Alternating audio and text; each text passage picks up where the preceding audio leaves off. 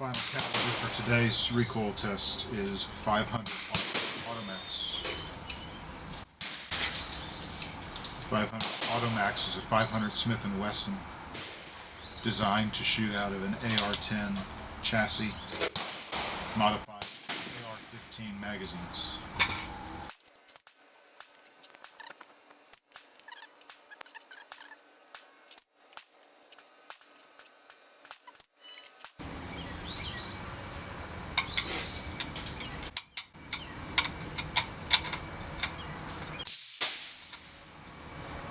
On this gun, I do have a muzzle brake that mitigates the felt recoil impulse for the shooter. Again, this is 500 Smith & Wesson, created for a rifle that is an 18-inch barrel. I'll put some specifics on the load data into the video later. No digital optic I've ever tried has survived the test. It doesn't necessarily damage the scope, it just cuts the power or cuts the recording. So I have yet to find a night vision device that can handle the recoil impulse of the Bighorn Armory 500 Automax. I'm hoping today's test finally yields a scope that can handle it based on Pulsar's recoil ratings. Here we go. Alright, we'll start at 25 yards again. We will enter the main menu. Profile, we'll go to E, Echo.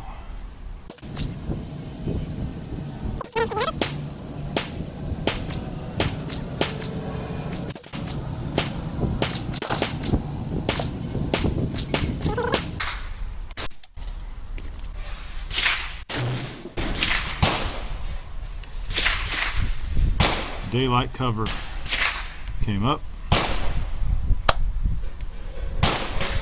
Let's see if we can see where that went. That's the hole in the pre-made target. That's 338 Federal right there. That's 458 SOCOM. And there's the 500 Automax.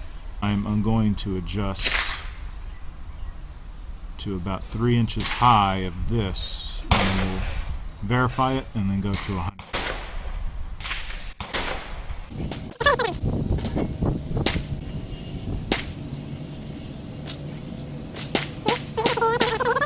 Lock that in and lock that in.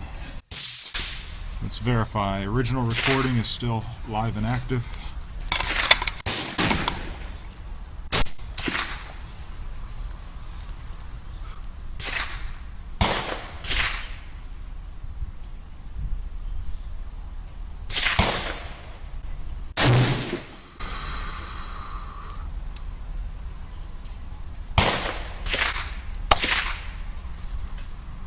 Looks like it impacted right there. Mounting bolts are still unable to be turned by hand, which is good.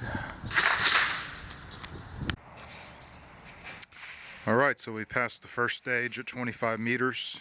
2 shots, no issues with the scope powering off or the recording being corrupted. The bolts are nice and tight. We're going to move it out to 100 yards, 5 rounds down of 500 Automax with Pulsar's new Digex N450.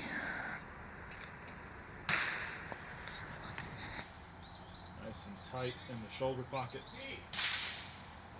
Here we go.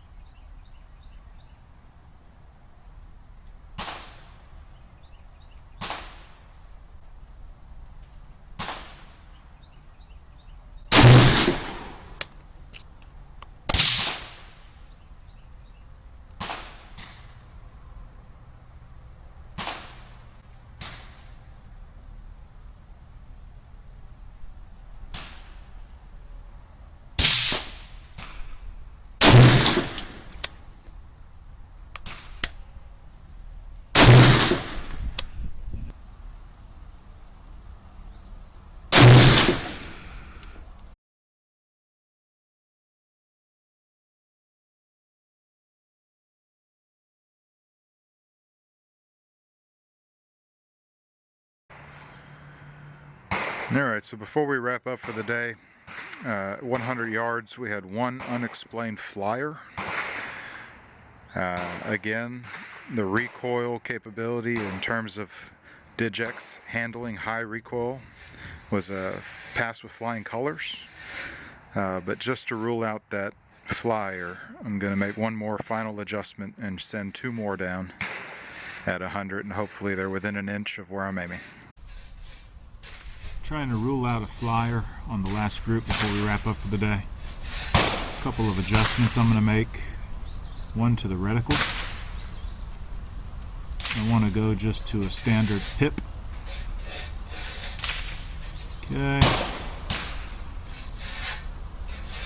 And then my adjustment to 0 is a couple inches high.